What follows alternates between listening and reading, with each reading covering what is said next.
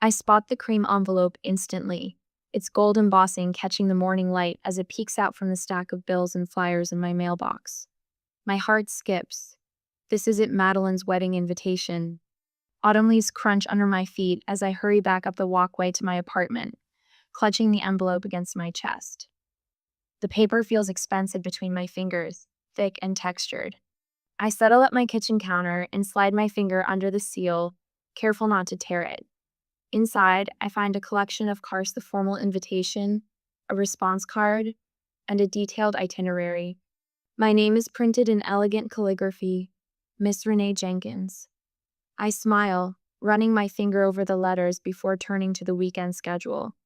The smile freezes on my face. I flip through the cards again, slower this time. There must be a mistake. But there isn't. I'm listed as a regular guest. Not a bridesmaid, not maid of honor. Just a guest. Like Madeline's college roommate or Dad's business associates. A cold weight settles in my stomach as I scan the itinerary. Professional photography at 2 p.m. Bride with parents, groom with parents, bride and groom with groom's family, bride and groom with bride's family, parents and brother Noah. Noah. My younger brother's included. I am not. Just 3 months ago, Madeline and I had wine on my balcony, and she gushed about her plans. We'll have to find you the perfect bridesmaid dress, she'd said, squeezing my hand. Sisters forever, right? Sisters forever. The words echo in my head, bitter now. My mind drifts back to our childhood bedroom twin beds, with matching floral comforters, glow-in-the-dark stars on the ceiling. During those nights when Dad's voice boomed through the walls and Mom's tearful replies followed, Madeline would crawl into my bed. We'd huddle together, whispering secrets and dreams until the house grew quiet. I'll always protect you, she promised once, her small hand finding mine in the darkness. And she did. When Tommy Miller pointed at my face in 4th grade and loudly asked what was wrong with me, Madeline stepped between us. Nothing's wrong with her, she'd said, chin raised. God just loved her enough to give her an extra brushstroke. He was more careful with her than with the rest of us. The memory stings as I stare at the invitation. What happened to the sister who once defended my birthmark as a mark of divine favor? I reach for my phone, scrolling to Madeline's name. My hands are shaking as I press call, rehearsing calm, reasonable questions in my head.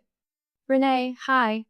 Her voice sounds guarded when she answers, lacking its usual warmth. Hey, Maddie, I just got the wedding invitation. I pause, giving her a chance to jump in with an explanation. She doesn't. I noticed I'm not listed in the wedding party or family photos. The silence stretches between us, heavy and uncomfortable. Right, about that. She hesitates. I hear a murmur in the background, Jake's voice, though I can't make out his words. We decided to keep the wedding party small. Noah's a groomsman, I say, my voice steady despite the hurt churning inside me. Jake wanted him. They've gotten close, with the golf lessons. I thought I'd be standing with you. You said sisters forever when we talked about your wedding. Another pause. Longer this time. When Madeline speaks again, her voice has dropped to nearly a whisper. Renee, please understand. We're going for a really soft, minimalist aesthetic. And your birthmark might kind of stand out. The words hit like a physical blow. My free hand moves instinctively to my left cheek, fingers tracing the edges of the port wine stain that covers a third of my face. In the photos, she adds, as if that makes it better, Jake's family is very particular about appearances. I end the call without answering and drive to my parents' house in a daze. The familiar kitchen, with its faded yellow curtains and the scent of Mom's cinnamon tea, has always been a refuge. Today, it feels like walking into a trap. You spoke to Madeline? Mom asked the moment I step inside, her expression carefully neutral. I nod, settling at the kitchen table. Did you know? Mom busies herself with the kettle. Dad lowers his newspaper just enough to glance at me over the top. You know how important appearances are to the Thompsons, he says with a dismissive wave of his hand. Jake's father is on the hospital board with half the town's elite. So you agree with her? The betrayal cuts deeper now, expanding beyond Madeline. Mom sets a mug of tea in front of me, not meeting my eyes. Sometimes we have to accept what's best for the event, not for ourselves. The tea steams between us, untouched. I stare at my mother, this woman who taught me to stand tall, who once told me my birthmark was a beauty marno, suggesting I should accept being erased from my own sister's wedding photos. I leave without drinking the tea, without another word. In my car, parked at the end of their driveway where they can't see me from the house, I finally let the tears come. They slide hot down my cheeks, both cheeks, the marked and unmarked skin equally wet with grief. What would you do if your most trusted family member asked you to hide a part of yourself for their perfect day? The question echoes in my mind as I drive away, already knowing my answer will change everything about this family forever. The Pinterest notification pops up on my phone. Madeline Jenkins has added you to Dream Wedding. I shouldn't look, but curiosity pulls me in like a tide. I freeze at a board titled Flawless Family Photos, filled with portraits of perfectly matched families in cream and blush tones. Every face unblemished, every smile symmetrical. Not a single visible difference among them.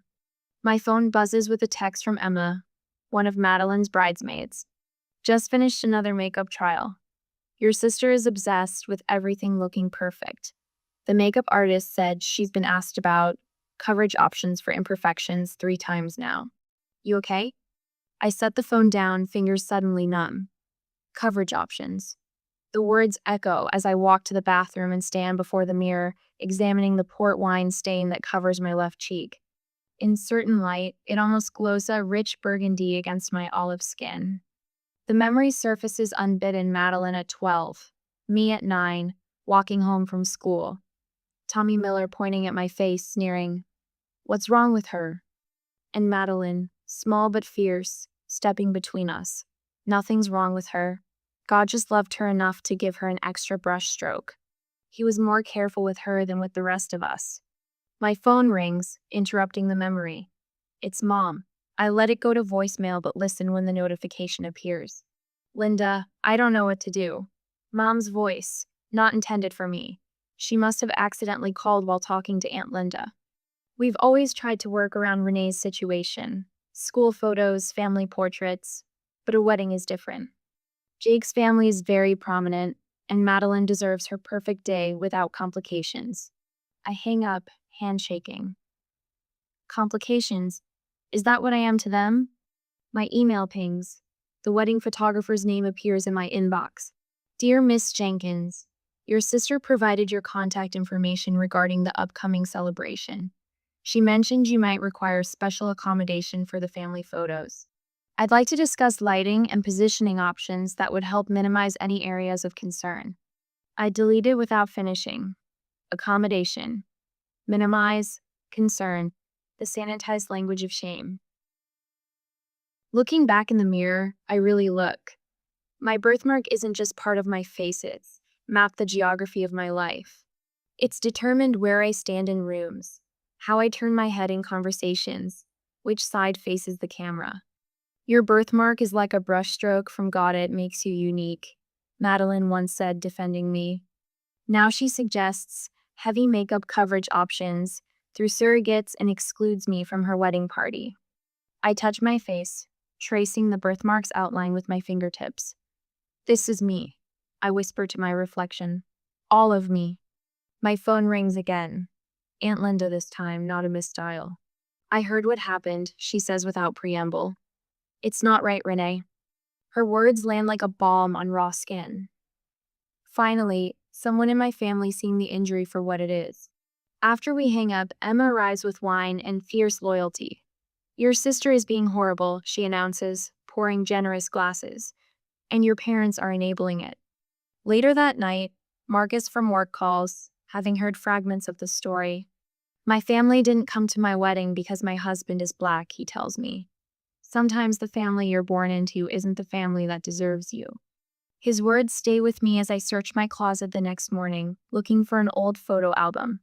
I find it under a stack of winter sweaters, sir, childhood, captured in fading Polaroids. There it is on page 12. Madeline and me in plastic tiaras, draped in Mom's old scarves as royal robes. I'm 7, my birthmark vivid against my smiling face. Madeline is 10, her arm thrown protectively around my shoulders, both of us beaming without reservation. I carefully remove the photo and find a silver frame in my desk drawer. It fits perfectly.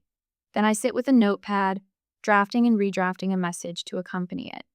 2 hours and a dozen attempts later, I have the words, "Thank you for helping me realize not everyone who calls you family actually sees you as part of the picture." I wrap the framed photo carefully, slide it into a small box with my note, and add the response card marked, "Will not attend," where it asks for my RSVP. My hand shakes as I seal the envelope, but my resolve doesn't waver. The package feels impossibly heavy as I walk to the mailbox at the corner. I stand there a moment, my hand resting on the blue metal lip. Dropping this in means no reconciliation, no last-minute change of heart. I release the package into the darkness of the mailbox. The metal door clangs shut with surprising finality. Walking home, I expect regret to follow me like a shadow. Instead, I feel something else entirely, something that takes several blocks to identify. Relief. For the first time in 30 years, I've stopped accommodating the discomfort my face causes others. I stopped making myself smaller, less visible, less present. The autumn wind brushes against both cheeks, the marked and unmarked skin equally caressed by the evening air. I turn my face fully into the breeze, hiding nothing. The church bells chime across town as I sit cross-legged on my living room floor, my laptop open to a mindfulness meditation video. Right now, Madeline is walking down the aisle in her custom Vera Wang dress, arm linked with Dad's. My phone buzzes again the 5th time in 30 minutes. Cousin Rachel. Everyone's asking where you are. Are you sick? Aunt Linda. Are you okay, sweetheart? I understand if you couldn't come. Uncle Robert. Your absence is noticed. Hope you're not ill. I set the phone face down without responding. What would I say? Sorry, couldn't make it. My face doesn't match the wedding aesthetic. Instead of dwelling on what's happening across town, I follow my carefully planned day. The lavender-scented bath soothes muscles I didn't realize were tense. The face mask, ironically, one that promises flawless skin, makes me smile as I apply it evenly across both cheeks. What surprises me most is the peace settling over me like a soft blanket. There's no regret clouding my mind, no second-guessing my decision. The relief is almost dizzying. After my bath, wrapped in my softest robe, I find myself pulling the old photo album from the bookshelf. Inside are the remnants of a childhood that suddenly seems foreign, two sisters with matching grins, arms wrapped around each other as if nothing could ever separate them. There's the Christmas when Madeline gave me half her candy because a relative had forgotten my stocking. There we are at the beach, 16 and 13, sunburned and laughing, my birthmark clearly visible because I'd sweated off the makeup Mom insisted I wear. The realization hits me like a physical blow. I've been silent about my pain for decades. Every time Mom suggested I do something about my face. Every time Dad positioned me at the back of family photos, I smiled and nodded and turned the other cheek, the unmarked one, toward the world. No more. I reach for my phone with sudden resolution. Opening the camera, I position myself near the window where the afternoon light streams in. No filter, no strategic angle, no makeup, just me, birthmark and all. My thumb hovers over the capture button. 3 deep breaths, and I press it. The caption takes me 4 attempts. Too angry, too bitter, too apologetic. Finally, I type. It's okay. I don't need to be in the picture. I just thought I was part of the family. My finger trembles as it hovers over share. 1 click and this private pain becomes public. I press it. Within minutes, the notifications begin. Heart emojis from close friends. Supportive comments from coworkers. Then something unexpected, a share from someone I don't know, with the caption, "This touched my soul." How many of us had been erased from our own family stories? By morning, I wake to thousands of notifications. 10,000 likes, shares in the thousands, comments numbering in the hundreds. As I scroll, disbelief mounting, I see that my small moment of truth has erupted into something far beyond my control. News sites have picked up the story. Wedding rejection goes viral. Strangers are sharing their own stories of family exclusion in the comments. I have vitiligo, and my cousin asked me not to be in her wedding photos. I never told anyone how much it hurt until seeing your post. My daughter has a facial scar from an accident. She's only 8 and already learning to hide. Thank you for showing her another way. 3 different news stations have sent interview requests. A facial difference advocacy organization has reached out asking if I'd consider becoming a spokesperson. My private pain has become a public conversation. The first call comes from Mom at 7:43 a.m., followed by 3 more in quick succession. I let them all go to voicemail. When I finally listen, her voice progresses from confusion to anger to tearful pleading. Renee, what have you done? Everyone is calling us. The second message is higher pitched. The Thompsons are asking questions. Jake's mother called me. By the third, she's crying. I don't understand why you're doing this to us. We've always protected you, always made sure you felt included despite your condition. Next comes Dad's text, blunt and dismissive. Fix this embarrassment immediately. You've gone too far this time. It's nearly noon when Madeline calls from her honeymoon. I answer this one, my composure hard won through a morning of deep breathing. How could you? She demands, her voice thick with tears. This was supposed to be the happiest time of my life, and now everyone's talking about your post instead of my wedding. I didn't mention your name or your wedding, I reply, my voice steady despite the tremor in my hands. I shared my truth. Your truth? She spits the words. What about family loyalty, privacy? That's rich coming from you, Maddie. Her voice drops to a whisper. Jake's family saw it. His mother asked if I was ashamed of you. Some of our wedding guests messaged me asking why you weren't there. They said they didn't see you in any of the ceremony photos. Do you have any idea how humiliating that was? I close my eyes, absorbing the revelation. People noticed my absence. They questioned it.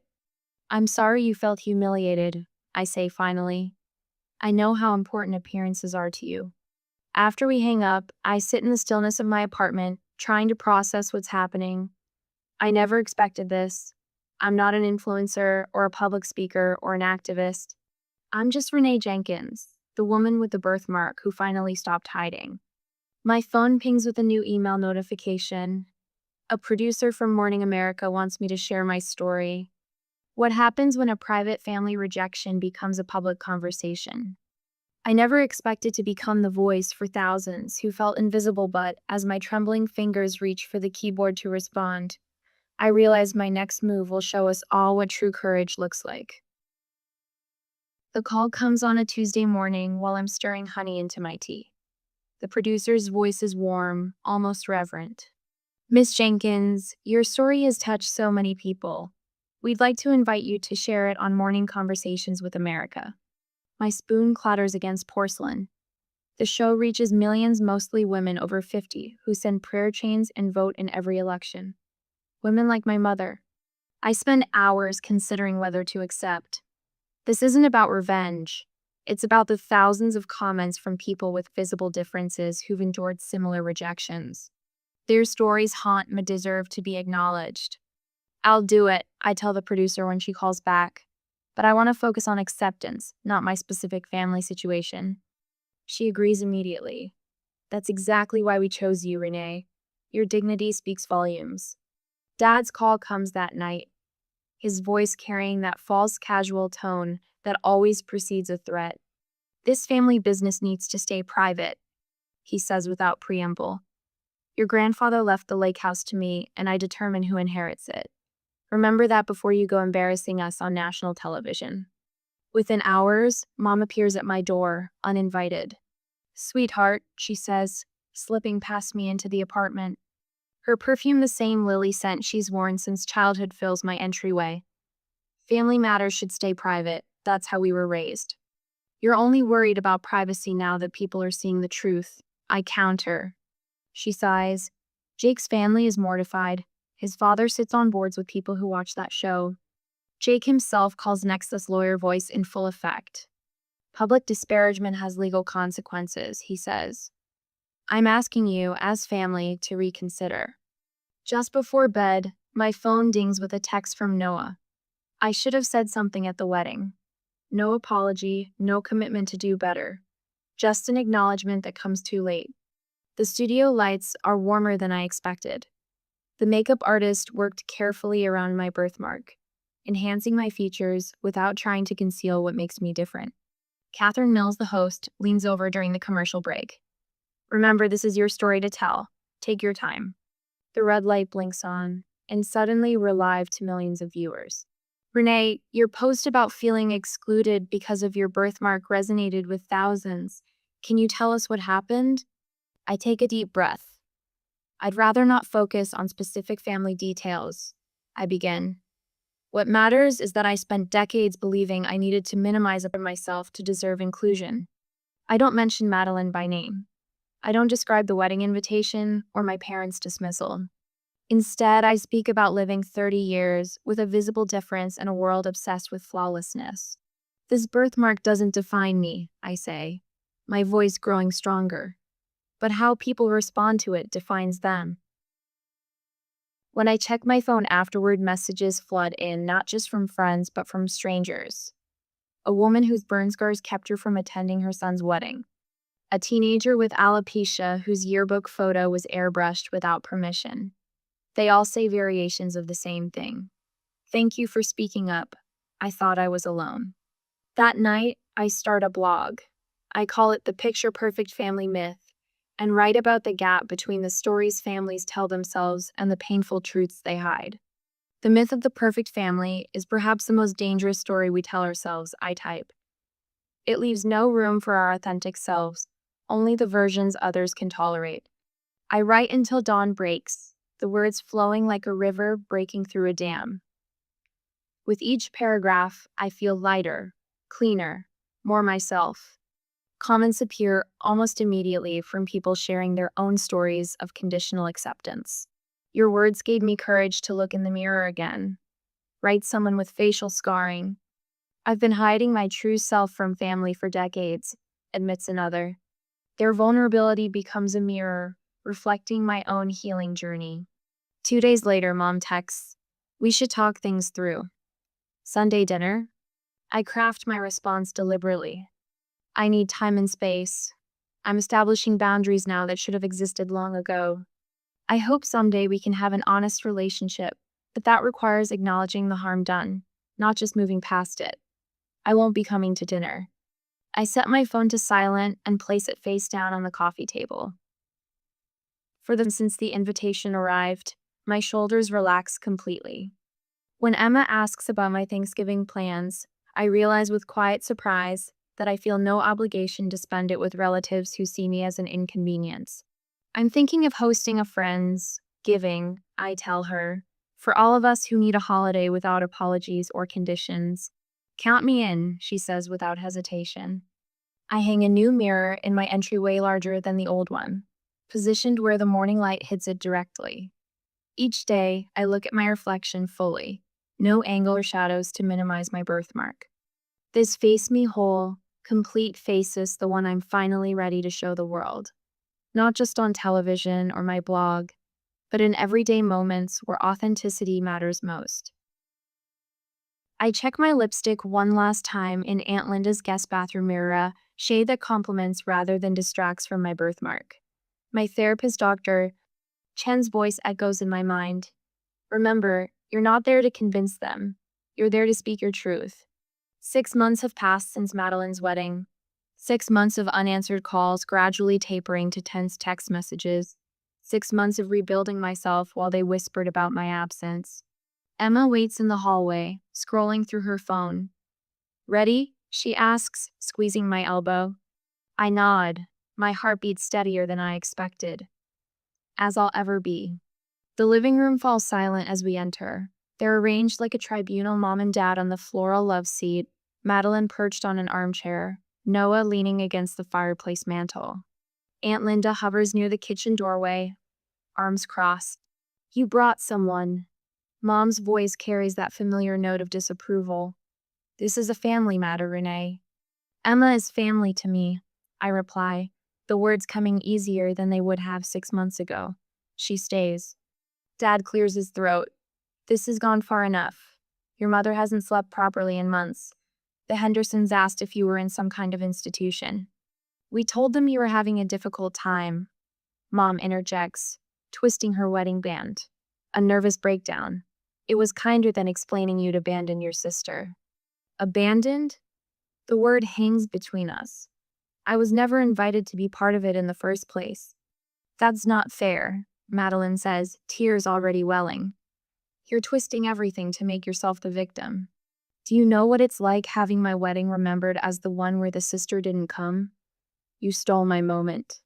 I take a deep breath, feeling the practiced words rise to my lips. I've listened to you my entire life.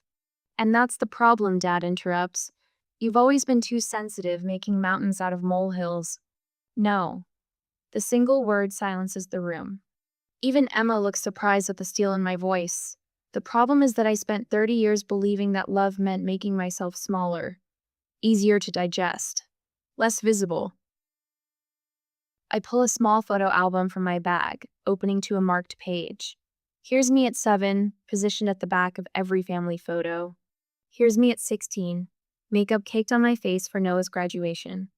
Here's the Christmas card where I'm turned at an angle to hide my left side. Mom's face crumples. We were protecting you. From what? I ask, setting the album on the coffee table. From feeling like I belonged exactly as I am? Our family has a certain image, Dad says, his jaw tight. The Jenkinses have always prided ourselves on. On appearances, I finish for him. But at what cost? I don't need your approval to value myself anymore. Madeline stands, pacing now. This isn't just about your birthmark. It's about how you've always needed to be different, to make everything about you. My wedding was supposed to be perfect. Perfect for whom, I ask? Your rejection hurt because I loved you so completely. I believed you when you said, sisters forever. Remember when you told me God gave me an extra brushstroke? What changed, Maddie? The question hangs in the air. Madeline opens her mouth, closes it, then sits back down. Dad pushes himself up from the love seat. I won't sit here and be lectured by my own daughter about family loyalty. His footsteps echo through the hallway, followed by the decisive slam of the front door. Mom's controlled facade finally breaks. She sobs not the performative tears I've seen my whole life, but guttural, genuine cries that bend her forward. Madeline stares at her hands. Jake said it would look awkward in the photos, his mother thought. I shouldn't have listened, but I did. Noah steps away from the mantel, approaching me for the first time. I knew it was wrong, he says quietly. At the wedding, people kept asking where you were. I said you were sick, but I knew. I'm sorry, Renee, I should have said something. You're all sorry now, I say. But would you be if I hadn't walked away? If I'd just shown up and stood where I was told, hidden when asked, like always? Aunt Linda moves from her corner, positioning herself beside me. I've watched this happen for years, she says, her hand finding my shoulder. This family has a history of hiding what we think are imperfections. My sister Darlene, your grandmother's cousin, had a clubfoot. They kept her home from family weddings. My own daughter's learning disability was our family secret until she struggled so much in college that she dropped out. She looks at my mother. I regret not speaking up sooner.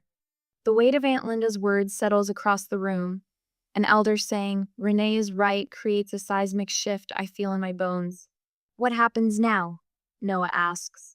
I look around at these people whose blood I share, whose approval I once craved more than oxygen. That depends, I say, on whether any of you are ready to see all of me, not just the parts that fit your perfect picture. I stand before 20 women at the community center, my hands steady as I gesture to the projected image behind me, a photo of my face, birthmark fully visible, smile genuine. The moment I stopped hiding, I tell them, was the moment I started living. They nod. These women with their own visible differences, scars, birthmarks, skin conditions. 2 years after Madeline's wedding, I found my purpose in these workshops. My collection of essays, marked, Finding Beauty in What Makes Us Different, sits on a small table by the door. The journey from rejected sister to published author still feels surreal some days. After the workshop, I walk home through autumn leaves that mirror those from the day I received Madeline's invitation. But today their crunch beneath my boots sounds like applause, not judgment. My apartment different now, filled with photographs I've taken of people with visible differences. Their faces radiating joy welcomes me with the scent of the cinnamon candle Emma gave me for my birthday last week. The celebration still warms me. Friends gathered around my dining table, raising glasses to my 32nd year, seeing meal of me without flinching. Dr. Levine says I've made remarkable progress. Family wounds are the deepest, she told me in yesterday's session. Healing from them is a lifelong practice. I settle on my couch and open my laptop to an email from Noah. Unlike Madeline and Deb, my brother has fought his way back into my life with persistent honesty. His messages come weekly now, tentative, but determined bridges across the family divide. I told Dad about your book award yesterday. He didn't say much, but he kept the newspaper clipping. Maybe that's something. I sigh.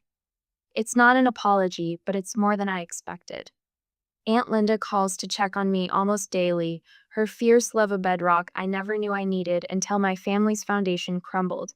Mom's letters arrive monthly, written in her perfect penmanship on cream stationery. They rarely mention my birthmark directly, but last week's note included a hesitant question. Would you send me a link to that interview you did about children with birthmarks? It's not understanding. Not yet. But it's reaching. The cream envelope on my coffee table catches my eye, another wedding invitation. But nothing like Madeline's. It's from my college roommate Sophia, with a handwritten note tucked inside. You'll be photographed exactly as you are, beautifully you. 5th bridesmaid from the left, please and thank you. I've already checked will attend without hesitation. The contrast isn't lost on me how different it feels to be wanted exactly as I am. Last night, after dinner with Marcus, he kissed me for the first time. His fingers traced the edge of my birthmark with a reverence that made my breath catch. I've wanted to do that since we met, he whispered. The possibility of being loved completely unfolds before me like a map to a country I never thought I'd visit. I placed Sophia's invitation next to a photograph taken at Emma's sister's wedding last month. There I am, standing in the bridal party, birthmark visible, smile radiant. You're perfect just as you are, the photographer had said, not as a reassurance but as a simple fact. The peace I felt in that moment returns now as I touch the photograph. I don't need to be airbrushed into perfection. I don't need to be tolerated or accommodated. You're perfect just as you are, the photographer had said, the words floating around me as the camera clicked. Not a reassurance or empty platitude, simple, undeniable fact. My phone buzzes with a notification. Another registration for next month's workshop. The community I've built extends beyond this City Now, an online forum where people share their stories of visible differences, celebrating rather than hiding. Last week, a mother in Australia messaged me about how my essays helped her daughter embrace her facial scar. I smile at the thought. 2 years ago, I could barely meet my own eyes in the mirror. Now I stand before crowds, lead discussions, challenge perceptions. The confidence fills into every corner of my life. The promotion at work, the TED Talk invitation, the morning runs through the park with my head held high. I just need to be me that was always waiting beneath the shame others placed upon me, the me that emerged when I finally chose myself. What does true acceptance mean to you? Is it found in blood family, chosen connections, or within yourself? I discovered it begins with self-love, with standing firmly in your own skin marked or noted, recognizing your inherent worthiness of being seen.